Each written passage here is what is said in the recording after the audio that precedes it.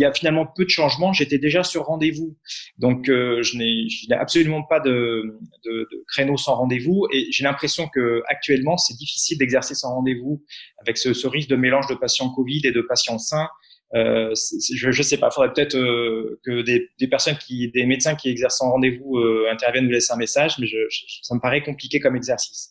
Après, on laisse, au cabinet, mais moi en particulier, on laisse le libre choix au patient de prendre ses rendez-vous comme il le désire, une consultation physique ou une téléconsultation, une consultation téléphonique. On trouve que c'est vraiment plus souple pour le patient, et puis en plus, pour moi, c'est moins monotone. J'alterne les consultations présentielles et les téléconsultations, et voilà, c'est assez sympa. Et alors j'ai des créneaux d'urgence, hein, comme d'habitude, mais ceux-là, ils sont pas du tout spécifiques Covid. C'est vraiment les créneaux d'urgence habituels qui peuvent être réservés par la secrétaire sans me demander. Donc je disais, hein, toutes les 15 minutes, j'ai des consultations toutes les 15 minutes, mais en revanche, je fais pas de rajout. Avant, je pouvais rajouter entre deux des urgences. Là, je le fais plus parce que j'ai pas envie de prendre de retard et de laisser des patients traîner dans la salle d'attente. Alors, j'ajoute, comme je l'ai dit, hein, moi-même, les créneaux, les patients qui sont suspects de Covid, je les ajoute moi-même en fin de journée. Et pour l'instant, ça fait 15 jours que j'ai pas eu de nouveau Covid, donc je vous dis ça, c'est hypothétique. Pour l'instant, j'ai aucun Covid en vue, ni de suspicion, ni quoi que ce soit. Donc, ça sera dans le futur. Si besoin, je le mettrai après mes consultations. Le gros changement, c'est la téléconsultation, évidemment. Je ne téléconsultais pas avant. Et puis la consultation téléphonique remboursée aussi, qui peut me rendre des services de temps en temps. Bon, c'est un vrai changement d'habitude, hein, et j'ai l'impression qu'il y a une vraie adhésion. Alors pour moi, évidemment, mais pour les patients aussi. Je vois pas de retour en arrière possible, à mon avis, mais bon, faudra voir. En tout cas, dans ma pratique, et mes patients ont vraiment, enfin, si je peux retenir un changement, c'est celui-là. Et puis de manière un peu plus pragmatique, c'est la désinfection du bureau. On faisait ça, on faisait un nettoyage classique plusieurs fois par semaine, mais là actuellement, c'est ma tenue vestimentaire qui a changé, comme je vous le disais, et puis la désinfection du bureau très fréquente et des locaux. J'aurais fait ça avant, je serais passé pour un gros inquiet. Et maintenant, c'est plus une preuve de sérieux, et ça rassure les patients. Donc, je vais continuer à faire ça, bien sûr. Dans la salle d'attente, si on veut être pratique, la porte d'entrée reste toujours ouverte. Il y a une pancarte avec des consignes très claires, classiques, hein, portez le masque, tenez-vous à distance, utilisez le gel, etc. Et ne venez pas en avance. Donc ça, c'est vraiment du classique. On met évidemment à une disposition du gel hydroalcoolique. Nous, notre tenue vestimentaire, bon, évidemment, tout le monde a changé.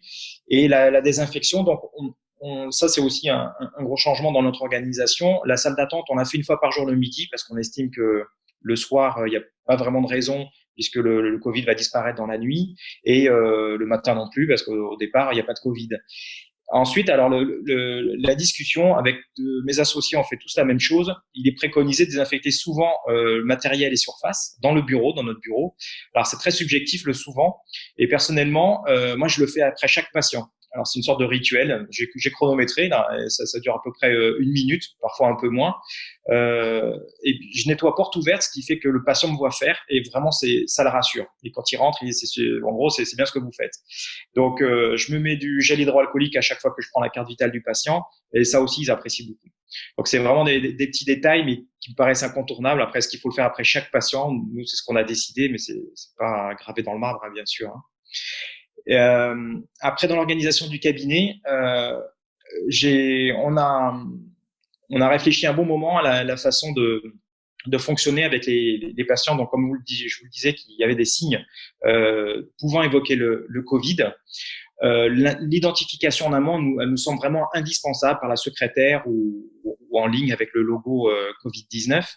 Et moi, personnellement, je fais tout mon possible pour qu'il y ait une téléconsultation dans un premier temps, une sorte de pré-régulation.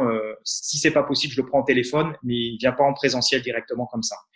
Et alors, en plus, il va y avoir prochainement la procédure dite de contact Covid qui est mise en place par la CNAM. Donc, ça, on aura les modalités dans ces prochains jours. Mais tout ce que je peux vous dire en ma pratique personnelle, mais qui n'engage que moi, hein, je suis évidemment pas virologue, hein, mais pour les adultes, en organisation du cabinet, et puis dans ma pratique médicale qui va être ciblé sur les Covid. Dès qu'il y a des signes cliniques, quels qu'ils soient, d'un adulte, une fièvre, une toux, n'importe quoi, une éruption cutanée, je prescris systématiquement maintenant enfin je prescrirai parce que pour l'instant j'ai pas le cas, une PCR systématique avec le confinement de tout le foyer et on fait cette fameuse déclaration sur Amélie-Pro à partir de lundi, si le cas est confirmé par test. Et ensuite, alors en discutant avec un certain infectiologue de la région, si la PCR est négative mais que les symptômes ils sont vraiment typiques chez un adulte, je parle, il préconise de refaire au moins une PCR 2-3 jours après et en faisant un maintien du confinement de la famille. Et puis sans être trop long, si on peut parler des patients confirmés, des Covid confirmés, là l'assurance maladie va mettre en place tout ce système de déclaration en ligne. En tout cas, j'ai eu un employé de l'assurance maladie qui m'a confirmé qu'on continue à suivre médicalement ces patients. Ce ne sont pas les médecins des brigades sanitaires qui vont prendre en charge. On est toujours responsable de notre patient. Et donc, pour tout le suivi, j'envisage vraiment de faire une téléconsultation au maximum. Et pour les rares consultations présentielles, c'est vraiment en cas de symptômes vraiment assez typiques et pour laquelle la consultation présentielle est incontournable, c'est-à-dire une douleur thoracique, une majoration de la dyspnée qui est pas vraiment une détresse qui nécessite d'aller à l'hôpital, mais c'est un petit peu entre deux. Ce genre de symptômes, je les fais venir avec toutes les précautions d'usage dont on a discuté. Et vraiment, je limite au maximum pour ces patients qui sont confirmés Covid, les visites à domicile. Parce qu'on prend un vrai risque en allant au domicile. Il y a une grosse concentration de Covid. Donc, s'il faut y aller, on ira. Mais dans la mesure du possible, vraiment la téléconsultation ou d'abord la consultation présentielle. Et puis, toujours en dehors de cette consultation présentielle, toujours en dehors des horaires habituels, le patient est dehors et je viens le chercher et je fais une protection maximum pour moi. Plus ça va, plus à mon avis, on va monter en puissance avec le matériel qui sera à notre disposition, les lunettes, les masques, les FFP2. Ça sert à rien de prendre des risques pour rien. Et puis, il y a une toute petite dernière chose concernant les enfants. En discutant avec un peu les pédiatres là, de la région, c'est plus compliqué parce que on va faire cette procédure. Si on fait cette procédure classique des adultes chez l'enfant avec une simple fièvre, par exemple, il va y avoir un écueil qui est que la PCR est très souvent négative chez les enfants et ils sont finalement pas si contagieux. Il n'y a pas un gros portage, d'après ce qu'on sait. Hein. Et donc c'est plutôt la notion de contage qui va être important. C'est-à-dire que si un enfant a peu de symptômes évocateurs, juste une fièvre isolée et qu'il n'y a aucun contage dans sa famille, personne n'a été positif au Covid, peut-être pas se lancer tout de suite sur des tests de PCR, déclaration, etc. Surveiller, voir un petit peu si l'entourage présente des signes. En revanche, s'il y a eu un contage chez les parents ou les personnes très proches, ou si les signes sont vraiment typiques, là, on peut se permettre la PCR, le confinement familial et puis prendre la vie pédiatrique.